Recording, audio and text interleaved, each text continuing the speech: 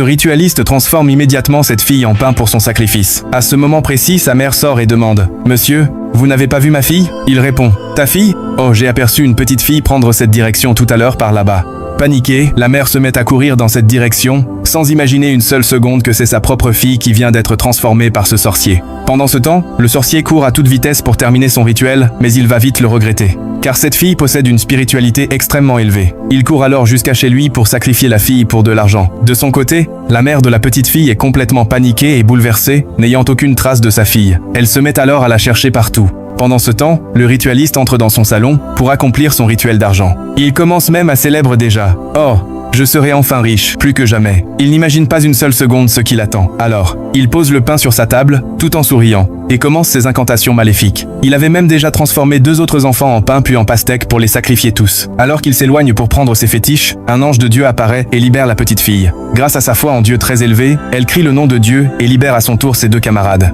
Toutes sont choquées et essaient de fuir immédiatement, mais le sorcier surgit à nouveau. Il est lui-même étonné de voir que les enfants ont repris leur apparence humaine. Vous serez surpris de ce qui va se passer. Le pouvoir divin contre celui du diable. Au lieu de fuir comme ses camarades, la petite fille, animée par le Saint-Esprit, avance sans aucune peur. Ses camarades lui demandent de s'enfuir, mais elle ne panique pas un seul seconde. Le sorcier lui demande « Qui es-tu pour oser me défier ?» Elle répond avec assurance « Je n'ai pas peur de toi, mon Dieu est plus puissant que toi. » Il tente alors de la transformer à nouveau, mais l'Esprit Saint agit et son sort échoue. Il crie de colère et relance une deuxième fois. Il se met lui-même à crier de douleur, puis il s'effondre aussitôt au sol, tout en continuant à crier de douleur. Pendant ce temps, la petite fille lui lance le feu du Saint-Esprit en prononçant le nom de Jésus-Christ. Totalement paralysé, il reste immobile. Les enfants en profitent pour s'enfuir et retrouver leurs familles respectives. Moralité: la foi et la confiance en Dieu triomphent toujours.